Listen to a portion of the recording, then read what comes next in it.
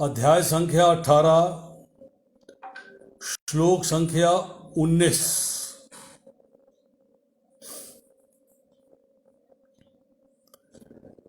ज्ञानं कर्म च कर्ता च त्रिधैव गुणभेदतः प्रोच्यते गुणसंख्याने यथावत् शृणुतानि अपि। ज्ञानं कर्म च कर्ता च त्रिधैव गुणभेदतः प्रोच्यते गुणसंख्याने यथावत् शृणुतानि अपि। इसका अनुवाद पढ़ता हूँ। प्रकृति के 3 गुणों के अनुसार ही ज्ञान, कर्म तथा कर्ता के 3 भेद हैं। अब तुम मुझसे इन्हें सुनो। तात्पर्य में श्रील प्रभुपाद लिखते हैं, 14वें अध्याय में प्रकृति के 3 गुणों का विस्तार से वर्णन हो चुका है। उस अध्याय में कहा गया था कि सतोगुण प्रकाशक होता है, रजोगुण भौतिकतावादी तथा तमोगुण आलस्य तथा प्रमाद का प्रेरक होता है। प्रकृति के सारे गुण बंधनकारी हैं, वे मुक्ति के साधन नहीं हैं। यहाँ तक कि सतोगुण में भी समय मनुष्यबद्ध रहता है। 17वें अध्याय में विभिन्न प्रकार के मनुष्यों द्वारा विभिन्न गुणों में रहकर की जाने वाली विभिन्न प्रकार की पूजा का वर्णन किया गया है। इस श्लोक में भगवान कहते हैं कि तीनों गुणों के अनुसार विभिन्न प्रकार के ज्ञान, कर्ता तथा कर्म के विषय में बताना चाहते हैं।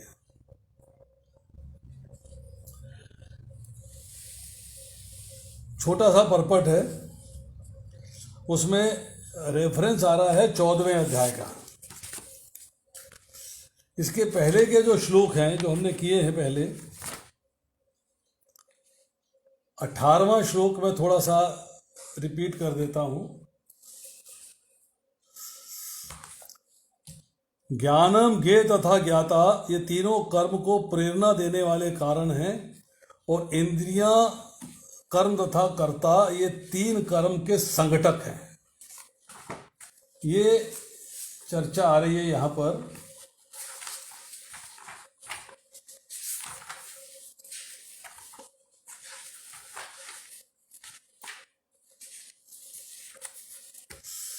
इसी के कंटेक्स्ट में जो है आज का श्लोक समझा जाएगा।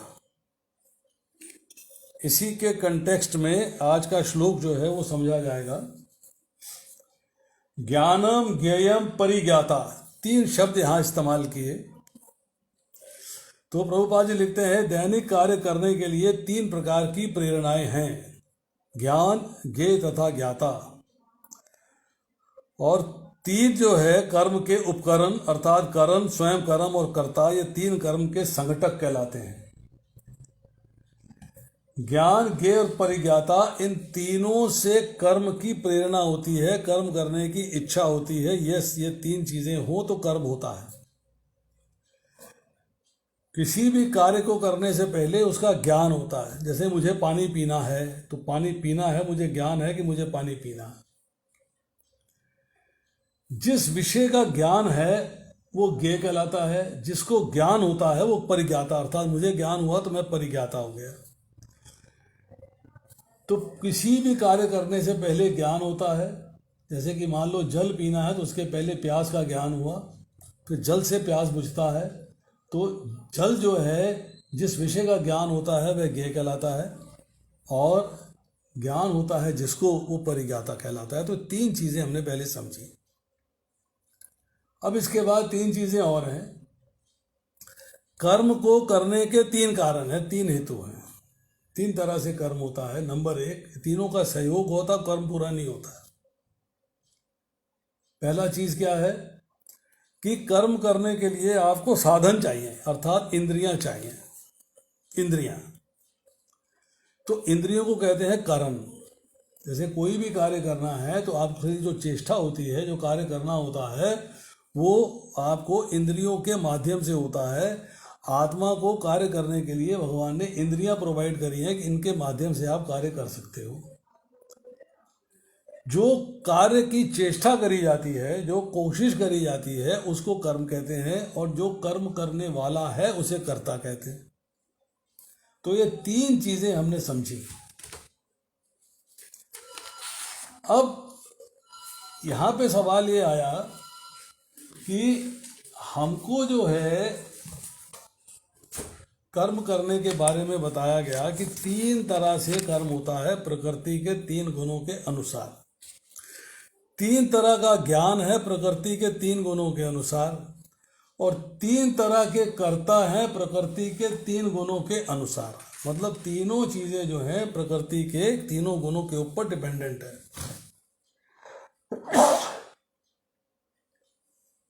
तीनों चीजें जो हैं उनके ऊपर डिपेंडेंट है। अब ये इसको समझने की कोशिश करेंगे कि 3 प्रकृति के गुण जो हैं वो क्या है। पहली बात, प्रकृति के 3 गुण क्या हैं, उनको हम कैसे समझ सकते हैं, थोड़ा सा इसके बारे में ज्ञान प्राप्ति की कोशिश करते हैं।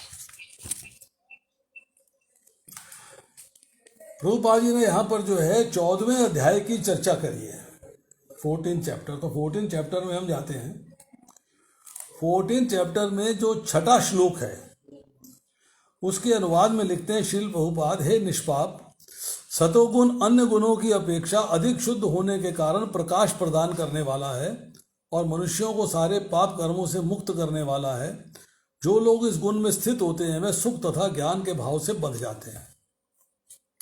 मतलब बंधन आ गया। सतोगुण हो तो बंधन है, रजोगुण हो तो बंधन है, तमोगुण हो तो बंधन है। तीनों गुणों के अंदर बंधन है, इससे कोई बच नहीं सकता। प्रकाशमय, प्रकाशमय का अर्थ ये नहीं कि रोशनी होगी सूरज की तो प्रकाश हो गया। प्रकाशमय का मतलब जब व्यक्ति सतोगुण में होता है तो फैसला कर पाता है क्या ठीक है और क्या गलत है। वो फैसला कर पाता है what is right and what is wrong. ये प्रकाश है। उसको क्लैरिटी हो जाती है। काम, क्रोध, लोभ, मोह, मद, मत्सर सारे साफ साफ दिखाई देते हैं कि ये क्या है और इनकी बुराइयां क्या हैं। जब सतोगुण बढ़ता है तो इंद्रियों में ज्ञान आता है, प्रकाश आता है, चेतना जो है आपकी इंप्रूव करना शुरू कर देती है, तो बुद्धि ठीक से कार्य करती है। भगवान की प्राप्ति करनी है तो उसके लिए आपको सही रास्ता दिखना शुरू हो जाता है कि यह सही रास्ता क्या है, कैसे उससे चला जाना है। शांति मिलती है, सुख मिलता है। परंतु सुख जो है इतना आकर्षक हो जाता है कि व्यक्ति उस सुख के भाव से बन जाता है। यस, बंधन में आ गया, उस सुख के भाव से बन गया। फिर वो और सुख प्राप्ति की कोशिश करता है, फिर और सुख प्राप्ति की कोशिश करता है, तो सुख के भाव में बंधता चला जाता है, अर्थात उससे छुटकारा नहीं पा पाता। ये ठीक है कि जब सतोगुण में होता है तो कोशिश करता है उससे पाप का कार्य ना हो, क्योंकि काम, क्रोध, लोभ, मोह, मत्सर सारी बातें समझ में आ गई, तो उससे जो है वो कोशिश करता है कि पाप के कर्म मेरे से ना हो, तो पाप के कर्मों से मुक्ति दिलाने वाला। अब सतोगुण के अंदर जो आपके सुख में आसक्ति हो गई है, जो ज्ञान में आसक्ति हो गई है, उससे आप बंध रहे हो। सतोगुण बांधने वाला है, सतोगुण से बनते नहीं। सतोगुण सिचुएशन अराइज करता है। सतोगुण जो है परिस्थितियां पैदा करता है। उस परिस्थितियों में जो आसक्ति हो जाती है उससे आप बंधन में आ जाते हो। अब देखिए, ज्ञान आ गया, नॉलेज आ गई, ज्ञान आ गया। मैं ज़्यादा नॉलेज रखता हूँ, मैं दूसरों के मुकाबले में ज़्यादा जानता हूँ, तो ये मेरे में एक अहम आ गया, एक अहंकार आ गया। उस अहंकार के माध्यम से मैं जो है उस ज्ञान मेरे को फिर इंस्टिगेट करता है एक पर्टिकुलर टाइप ऑफ एक्शंस करने के लिए। जब वो पर्टिकुलर टाइप ऑफ एक्शंस होते हैं तो मैं फिर बनता चला जाता हूँ, बंधन में आ जाता हूँ। अगर मैं इसको छोड़ दूँ, मतलब रियल नॉलेज आ गई, विद्या आ गई, अविद्या खत्म हो गई, तो अभिमान समाप्त हो गया, अहंकार समाप्त हो गया, अभिमान समाप्त हो गया, तो मैं जो है फिर इन तीनों गुणों से अर्थात सतोगुण से भी ऊपर चला जाऊंगा और बंधन से बंधने से बच जाऊंगा। यहाँ प्रभुपाद जी लिखते हैं, इस जगत में सतोगुण विकसित करने का लाभ ये होता है कि मनुष्य अन्य बद्ध जीवों की तुलना में अधिक चतुर हो जाता है। He understands. चतुर का मतलब ये है कि चालाक है, समझता है क्या ठीक है और क्या गलत है। मतलब उसकी बुद्धि जो है वो डिस्क्रिमिनेट कर पाती है राइट एंड रॉन्ग के अंदर। मनुष्य जब सतोगुण में स्थित होता है तो उसे ऐसा अनुभव होता है कि ज्ञान में आगे है और अन्यों की अपेक्षा श्रेष्ठ है। इस प्रकार वह बंधन में आ जाता है। इसका परपट पढ़ेंगे तो सारी बातें आपको जो है समझ में आनी शुरू हो जाएंगी। अब आते हैं इसी के अंदर 7वें श्लोक में। एक श्लोक और करेंगे इसके बाद। हे कुंती पुत्र, रजोगुण की उत्पत्ति असीम आकांक्षाओं तथा तृष्णाओं से होती है और इसी के कारण से देहधारी जीव सकाम कर्मों से बंध जाता है। अब आई बात रजोगुण की। रजोगुण के अंदर आपके अंदर जो है भोगने की डिजायर आ जाती है। I want to enjoy. जब आपके अंदर भोगने की डिजायर आ जाती है, एंजॉय करने की डिजायर आ जाती है, तब आप जो है कोशिश करते हो कि मैं ज़्यादा से ज़्यादा सांसारिक भोगों के प्रति आकर्षित हूँ। नंबर 1, सांसारिक भोगों को भोगने के जो प्रोसेस है उनको अडॉप्ट करूँ और सांसारिक भोगों को भोगने की परिस्थितियाँ पैदा करूँ कि yes now this is how I can enjoy. मुझे इसके लिए ये चीज़ें चाहिए, मुझे इसके लिए ये सामान चाहिए, इसको मुझे ये चीज़ अरेंज करनी है। अरेंजमेंट्स करेगा, प्रोसेस अडॉप्ट करेगा, मतलब सांसारिक भोगों को भोगने के मार्ग में वो चल पड़ता है। रजोगुण की बिगिनिंग होती है आसक्ति से। सांसारिक भोगों के प्रति आपकी आसक्ति हो गई। आसक्ति होती है विषयों का चिंतन करने से। चाहे तो विषयान पुंसा संग तेषु उपजायते। आपको विषयों का चिंतन करने से आपकी उसमें आसक्ति होती है और जब आसक्ति हो जाती है तो फिर आपको सांसारिक भोग भोगने की कामना हुई। कामना होने के बाद आपने कर्म किया तो आपने उसे भोगा और भोगने के बाद फिर उसमें लालसा आई, तृष्णा आई, स्प्रेह आई, मतलब एक के बाद एक चीज़ बढ़ती चली जाती है। तो फिर एक एक्सट्रीम डिज़ायर पैदा हो जाती है। एक्सट्रीम डिज़ायर का मतलब है तृष्णा। अब ये रिवर्सल प्रोसेस भी है। तृष्णा और आसक्ति से रजोगुण रजोगुण बढ़ेगा, रजोगुण से तृष्णा आसक्ति बढ़ेगी, तृष्णा से रजोगुण बढ़ेगा। मतलब ये जैसे पेड़ से बीज, बीज से पेड़, पेड़ से बीज, बीज से पेड़, प्रोसेस चलता रहता है।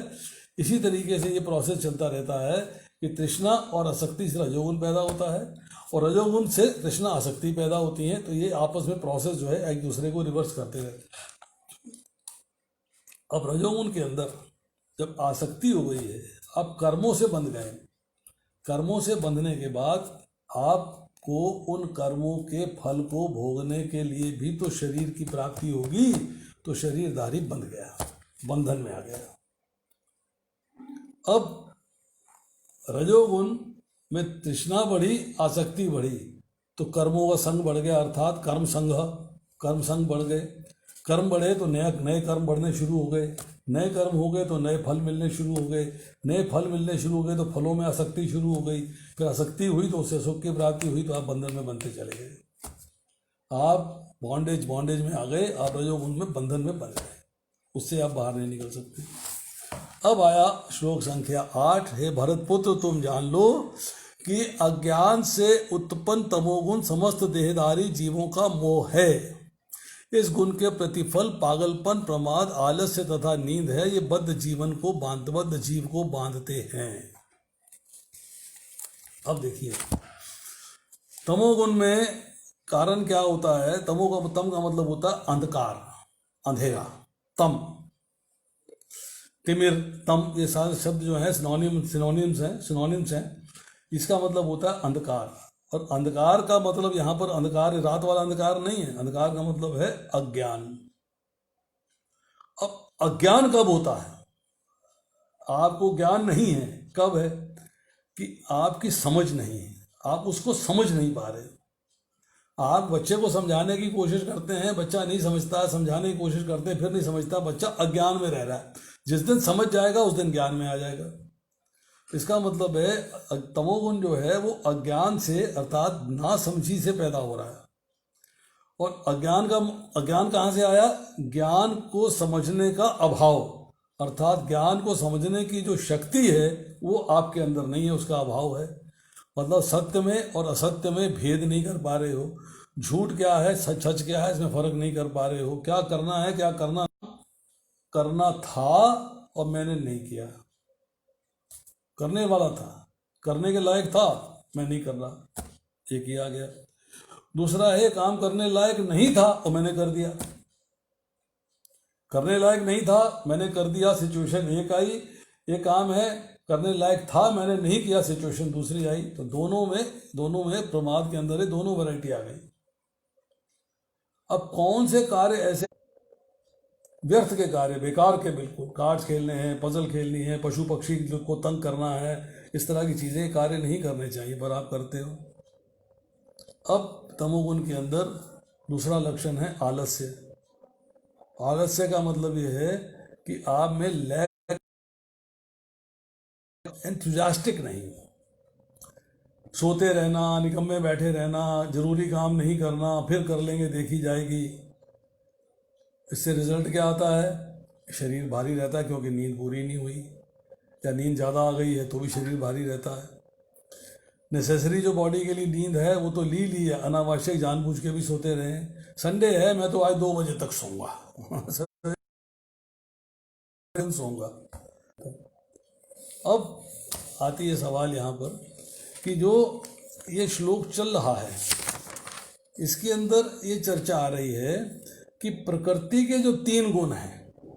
अब एक्चुअली इन श्लोकों के साथ अगले श्लोक भी करने चाहिए थे जिससे कि सारी बात समझ में आ जाती, क्योंकि मुझे एक ही श्लोक दिया गया है। अगले श्लोकों पे थोड़ा सा मैं रोशनी डाल दूंगा जिससे कि आपको थोड़ा सा आइडिया हो जाए कि, तो इसके लिए जो है एक्चुअली जो श्लोक हैं यहाँ एक पूरा प्रकरण होना चाहिए था, श्लोक संख्या 19 से लेके और ये 27, 28 तक है। ये 28वें श्लोक तक जो है एक प्रकरण है पूरा, इस पूरे को करना चाहिए था। तो आप कहें तो मैं इसको कर देता हूँ, अगली बार फिर आप कर लीजिएगा, थोड़ा आपको थोड़ी आसानी हो जाएगी। क्यों प्रभु जी?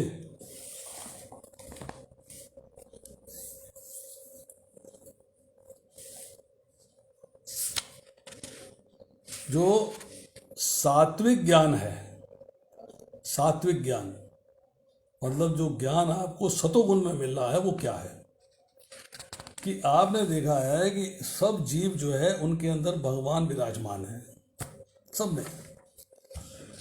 आप भगवान को समझते हो, आत्म साक्षात्कार के ज्ञान को समझते हो, मैं कौन हूँ, मैं कहाँ से आया हूँ, मृत्यु के बाद मुझे कहाँ जाना है, भगवान कौन है, एक है कि अनेक है, भगवान के साथ मेरा क्या संबंध है, संबंध को कैसे निभाना है, इस सारे ज्ञान को आप समझते हो। तो ये जो है, हालांकि प्रकृति जो है जिससे शरीर बना है आपको अलग अलग दिखाई देते हैं और आत्मा हर एक शरीर में अलग अलग है, परंतु आप ये समझते हो सतोगुण के अंदर कि आत्मा जो है भगवान का अंश है और मेरे अंदर जो आत्मा है वो भी भगवान का अंश है। तो मेरे को ये बात जो है समझ में आ जाती है कि मुझे मृत्यु के बाद कहाँ जाना है, भगवान के धाम जाना है, अर्थात मोक्ष की प्राप्ति करनी है। अब देखा कि शरीर जो है वो तो अलग अलग वैरायटी का है, ज्ञान प्राप्त हो गया कि आत्मा है, हर एक शरीर के अंदर ज्ञान मिल गया, परंतु मनुष्य जो है अलग अलग शरीरों में अलग अलग प्रकार के जीव देखता है।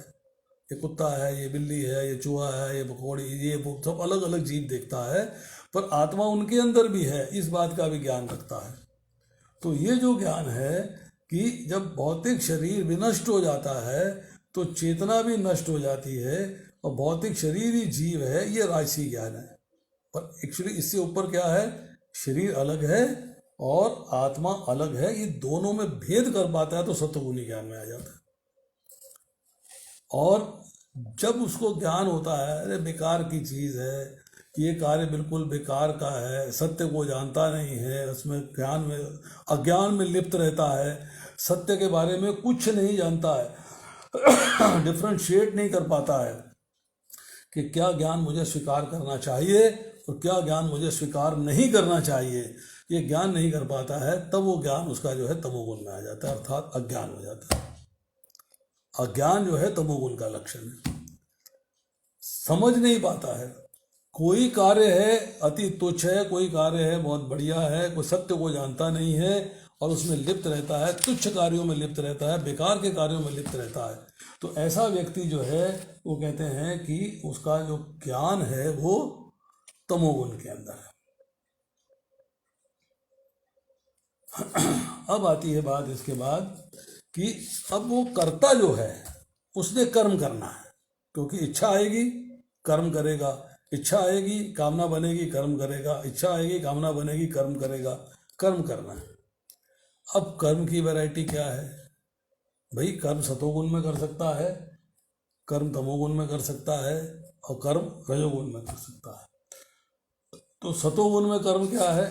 रेगुलेटेड, पता है ये कार्य करने, सवेरे उठना है, स्नान करना है, जप करना है, ठाकुर जी की सेवा करनी है, मुझे अपने सारे कार्य करने हैं, रेगुलेटेड एक्टिविटीज हैं।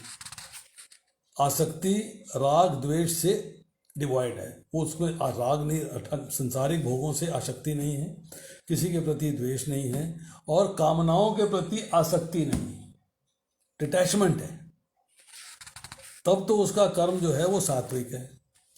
और अगर जो है कर्म अपनी इच्छा पूर्ति के लिए, सेंस ग्रेटिफिकेशन के लिए, एंजॉयमेंट के लिए और मिथ्या अहंकार के भाव से कि मैं करने वाला हूँ, मैंने ये कर दिया, मैंने वो कर दिया, मैं ये कर बैठा, मैं वो कर बैठा, अर्थात उसको जो है अपनी डिज़ायर्स को सेटिस्फाई करने के लिए, अपनी आत्मतुष्टि के लिए, अपनी प्रसन्नता के लिए, अपनी एंजॉयमेंट के लिए, अपनी सुप्रीमेसी दिखाने के लिए कार्य करता है, तो कर्म जो है रजोगुणी हो जाता है।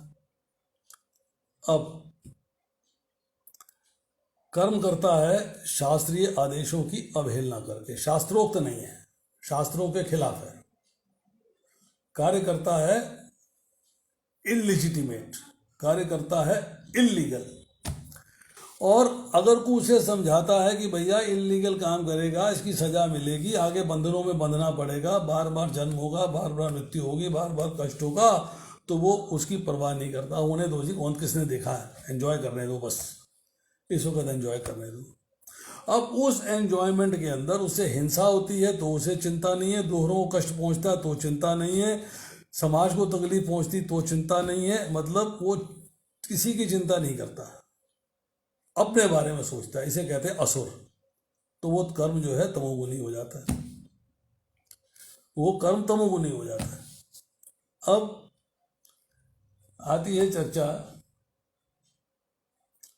कि वर्कर, जो व्यक्ति भौतिक गुणों के संसर्ग के बिना अहंकार रहित संकल्प तथा उत्साह पूर्वक अपना काम करता है, मतलब काम करता है डिटैचमेंट से, मुक्त संग, अहंकार नहीं है, फाल्स ईगो नहीं है, मैं शरीर हूं, शरीर मेरा है, ईगो नहीं है, धृति है, डिटर्मिन्ड है, एंथुसियास्टिक है, निष्ठा है उसकी कार्य करने में, उत्साह है, और फेलियर हो या सक्सेस मिले उसमें अविचलित रहता है, उसमें विचलित नहीं रहता। ऐसा व्यक्ति जो है सात्विक कर्ता कहलाता है। सात्विक मतलब सतोगुण में है, करने वाला स्वयं सतोगुण में है। अब एक व्यक्ति जो है लालची है, उसको दूसरे को कष्ट दे के आराम मिलता है,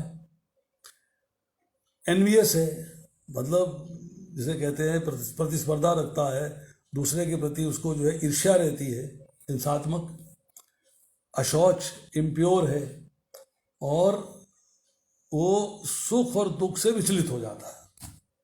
सुख मिला धाड़ धाड़ एंजॉय करता है, दुख मिला धाड़ धाड़ रोता है। मतलब ऐसा व्यक्ति जो है वो राजसिक कर्ता कहलाता है, राजा की तरह कार्य करने वाला। और 28वें श्लोक में कहा गया है कि जो कर्ता सदा शास्त्रों के विरुद्ध कार्य करता है, आप कार्य कर रहे हो पर शास्त्रों के विरुद्ध कर रहे हो, भौतिकतावादी, मेटेरियलिस्टिक, टोटली मेटेरियलिस्टिक, हठी अर्थात ऑब्स्टिनेट, चीट करने वाला अर्थात धोखा देने वाला, कपट करने वाला, मतलब जिसकी ऐसी नेचर होती है, दूसरों का अपमान कर देता है, दूसरों की इज्जत की परवाह नहीं करता है, आलसी है, सदा सुस्त रहता है, खिन्न रहता है, टेंशन में रहता है, ऐसा व्यक्ति तमोगुणी है। तो अब व्यक्ति की पहचान करते, देखिए अब मैं आपको छोटा सा एग्जाम्पल देता हूँ, एग्जाम्पल से बात समझ में आ जाएगी। काम करने वाले की 3 वैरायटी बताई, कर्म की 3 वैरायटी बताई और ज्ञान की 3 वैरायटी बताई। मेरे सामने लेक्चर के अंदर 100 लोग बैठे हुए हैं। मैं उनसे ये कहता हूं कि भाई ऐसा है, थोड़ा थोड़ा आगे आ जाओ। सब लोग थोड़ा थोड़ा आगे आ जाते हैं। एक व्यक्ति जो पीछे बैठा हुआ है, मुझे लगता है कि इसको बुला के आगे बिठाना चाहिए। तो मैं उसके लिए आदेश देता हूं। आदेश 3 वैरायटी से। पहली वैरायटी, उसको मैं कहता हूं, प्रभु जरा कृपया आगे आ जाओ ना, या मेरे सामने आगे बैठो। तो बड़े मैंने सॉफ्ट तरीके से, बड़े मुलायम तरीके से, बड़े विनम्र भाव से, विनीत भाव से उससे मैंने बोला। दूसरी सिचुएशन के अंदर, राम कुमार खड़े हो जाओ, यहाँ आगे बैठो। थोड़ा सा रौब से बोला, राजसी भाव से बोला। और तीसरे के अंदर 2-3 गालियां भी दी, 2-3 अपशब्द भी इस्तेमाल किए, फिर बोला यहाँ आके बैठ जा। तो मैं करता हूँ, अगर मेरा मोड ऑफ मटेरियल नेचर का मतलब है मूड, अगर मेरा मूड सतोगुण के अंदर है तो मैं बड़े विनीत भाव से बुलाऊंगा। अगर मेरा मूड रजोगुण के अंदर है तो मैंने राजसी भाव से बुलाया। और अगर मेरा मूड तमोगुण के अंदर है तो मैंने गाली गलौज दे के बुलाया। तो मैं करता सतोगुण में हो गया, रजोगुण में हो गया, तमोगुण में हो गया। जो कर्म मैंने किया रजोगुण में था, सतोगुण में था या तमोगुण में था। कर्म भी करता भी। अब इसी तरीके से जब हम आपसी व्यवहार करते हैं, परिवार में व्यवहार करते हैं, समाज में व्यवहार करते हैं, उस वक्त कौन सा गुण हम पे हावी है हमें नहीं पता। कौन सा गुण हावी है? परिवार के अंदर हम बात करते हैं तो क्या हम सबसे सॉफ्ट मूड से बात कर रहे हैं, या गुस्से से बात कर रहे हैं, या क्रोध से बात कर रहे हैं, या उनसे जो है राजा की तरह रौब सौब से बात कर रहे हैं, या विनीत भाव से बात कर रहे हैं? किसी से भी बात करते हैं, किस भाव से बात करते हैं, कैसे बात करते हैं, ये हमको देखना है। So this is the thing which matters. तो यहाँ पे जो है भगवान ने इसी बात की चर्चा करी है कि आप 3 तरीके से कर्म हो सकता है, 3 तरीके से ज्ञान हो सकता है, 3 तरीके से आप 3 तरीके के कर्ता हो सकते हो। अब आज का जो श्लोक है उससे कनेक्टेड यही चीज़ें हैं। इसी को आपको समझना है कि आपने अपने आप को कैसा डेवलप करना है। जब हम तीसरा अध्याय पढ़ते हैं, तीसरे अध्याय के अंदर एक श्लोक है बहुत बढ़िया, ये मैं आपको जरा थोड़ा सा बताता हूँ, ध्यान से सुनिएगा।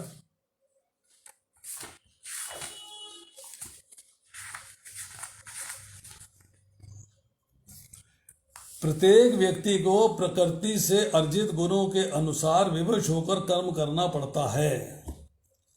अतः कोई भी एक क्षण के लिए भी बिना कर्म किए नहीं रह सकता। देखिए कितनी सुंदर बात कही भगवान ने।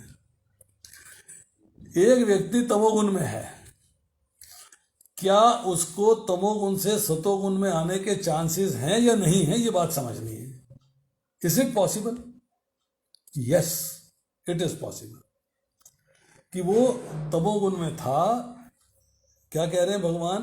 प्रत्येक व्यक्ति को प्रकृति से अर्जित मीन्स उसने अर्न किए हैं गुण, उसने सीखे हैं, उसने उनको डेवलप किया है, उसने उसको फॉलो किया है, वो गुणों के अंदर अपने आप को ढाल रहा है। जैसे कि हम लोग देखते हैं उदाहरण से, एक व्यक्ति जो है बड़ा गुस्सैल है, बड़ा गुस्सा करता है, बहुत ही क्रोध करता है, बहुत ही लोभ है उसके अंदर, बहुत ही लालच है, बहुत ही ग्रीड है, वो गाली गलौज भी करता है, सिगरेट भी पीता है, शराब भी पीता है, तंबाकू भी खाता है, नॉन वेज भी खाता है, परस्त्री संबंध भी करता है, मतलब सारे तमोगुणी कार्य करता है। अब वो किसी भक्त के कनेक्शन में आ गया, चला गया मंदिर, भक्त के संबंध में आ गया, लेक्चर सुने, कथा सुनी, हौले हौले हौले हौले हौले इम्प्रूवमेंट आई। पहले सबसे हुआ शराब छोड़ दी, अच्छा जी, नॉन वेज छोड़ दिया, अच्छा जी, सिगरेट छोड़ दी, ठीक है, तंबाकू छोड़ दिया, ठीक है, पान मसाला छोड़ दिया, ठीक है, मतलब एक एक करके एक एक चीज़ को वो छोड़ता चला जाता है। मतलब अब उसके अंदर जो है क्रोध रह गया है, लोभ है, क्रोध है, भौतिक संसार को भोगने की अभी इसकी इच्छाएं पूरी हैं, वो भी नहीं गई। परंतु जो तमोगुणी कार्य थे हौले हौले छोड़ता चला गया, अर्थात उसने गुण को अर्जित किया है, तमोगुण से रजोगुण को अर्जित किया है, अर्जित करके रजोगुण में आ गया वो। अब थोड़ा और भक्तों के संबंध में आया, थोड़ा और भक्तों में मिला, थोड़ा और ज्ञान प्राप्त हुआ, थोड़ा ज्ञान प्राप्त हुआ तो तमोगुणी ज्ञान से रजोगुणी ज्ञान में आया था, और रजोगुणी ज्ञान से सतोगुणी ज्ञान में आ गया। सतोगुणी ज्ञान में आने का मतलब ये है कि अब उसने जो है आपके स्वाध्याय करना शुरू कर दिया, शास्त्र को पढ़ना शुरू कर दिया, भगवत गीता सुननी शुरू कर दी, भगवत गीता पढ़नी शुरू कर दी, भगवान की पूजा शुरू कर दी, मंदिर में आरती शुरू कर दी, घर में मंदिर स्थापित कर लिया, मतलब एक एक करके बढ़ता चला गया। अब भौतिक भोग हौले हौले हौले हौले हौले हौले कम करता चला गया, छूटते चले गए। अब बड़ा आनंद आ रहा है, बड़ी खुशी हो रही है, बड़ी प्रसन्नता हो रही है, बड़ा मजा आ रहा है। तो सुख के भाव से बंध रहा, बंधन तो है, सुख का भाव है, बंधन में आ गया, परंतु हौले हौले चीजें जो है उसके छूटती जा रही हैं। तो अब रजोगुण से छूट के वो सतोगुण में आ रहा है, मतलब अब उसने गुण जो अर्जित किया है वो सतोगुण है। परंतु भगवान कहते हैं तीनों गुणों से ऊपर उठो, तीनों गुणों से ऊपर, अर्थात सतोगुण भी बांधने वाला है भाई, फिर बंधेगा, जिसे सतोगुण से भी ऊपर उठो तो फिर वो गुण अर्जित करता है। क्या अर्जित करता है? बहु नाम जन्म नाम अंते ज्ञानवान मां प्रपद्यते वासुदेवम सर्वमिति सा महात्मा सुदुर्लभ। ऐसा महात्मा दुर्लभ है जो बहुत जन्म जन्मांतर के बाद मुझको सब कुछ मानकर, सर्वस्व मान के मेरी शरण में आता है। अब वो सतोगुण से भी ऊपर जाता है, विशुद्ध सतोगुण के अंदर। वासुदेवम सर्वम इति, अर्थात भगवान को सब कुछ मान लेता है, सब कुछ वही है और कुछ नहीं है। मेरी आत्मा उन्हीं से आई है, मेरी भौतिक प्रकृति से बना शरीर उनसे आया है, भगवान मेरे हृदय में विराजमान है, अर्थात सब कुछ भगवान है, ये बात को स्वीकार कर लेता है। और हौले हौले वो सतोगुण को भी क्रॉस कर जाता है। जब वो विशुद्ध सतोगुण में आ जाता है तो ब्रह्म के पद पे पहुंचेगा, ब्रह्म के पद पे पहुंचेगा तो फिर जो है भगवान के धाम जाने में सक्षम होगा। तो यहाँ ये चर्चा आ रही है कि कर्म किए बिना तो कोई भी नहीं रह सकता। तो कर्म करने वाला करता है, कर्म करता है ज्ञान के अनुसार, ज्ञान नहीं होगा तो कर्म नहीं करेगा। प्यास लगी है, ज्ञान हुआ, प्यास है, पानी चाहिए, ये ज्ञान हुआ ना। उठे, गिलास लिया, पानी पिया, कर्म हो गया। मैं उठा हूं तो मैं करता हो गया। तो ये तीनों चीजें आपस में बड़ी कनेक्टेड हैं। चेष्टा है, करने वाला है और ज्ञान है। तीनों चीजें जो पिछले श्लोक में चर्चा हुई है, तीनों चीजें जो है आपस में कनेक्टेड हैं, उनका आपसी संबंध है। तो आज हम इतना ही करेंगे, प्रश्न उत्तर करेंगे इसके बाद, क्योंकि लेक्चर जो है आपका 9 बजे तक है, और श्लोक ऐसा छोटा था कि वो पौने घंटे में समाप्त हो गया। तो 8:30 तक है, 15 मिनट का क्वेश्चन आंसर सेशन रहेगा। किसी का कोई प्रश्न है तो कोई पूछ सकता है, एनी क्वेश्चंस पूछिए प्रभु जी। हरे कृष्णा प्रभु जी, धन्यवाद राम। शचीपति प्रभु की जय हो। यस प्रभु जी, आपकी जय हो प्रभु जी। इतना सुंदर तरीके से आपने स्क्रूटिनाइजिंगली इस श्लोक को एक्सप्लेन कर दिया है। प्रभु जी, मेरा एक प्रश्न था, क्योंकि आप एक डॉक्टर भी हैं साथ साथ, और सोल के भी डॉक्टर हैं, बॉडी के भी डॉक्टर हैं। तो मेरा प्रश्न जो है प्रभु जी ये है कि भक्तों को स्वस्थ रहने के लिए क्या करना चाहिए, क्योंकि आपसे बढ़िया उत्तर कोई नहीं दे पाएगा। आजकल कोरोना वैसे चल रहा है, तो भक्तों को स्वस्थ रहने के लिए क्या करना चाहिए? देखिए, ऐसा करते हैं कि ये सेशन तो कर देते हैं खत्म, क्योंकि ये भक्ति का सवाल नहीं है।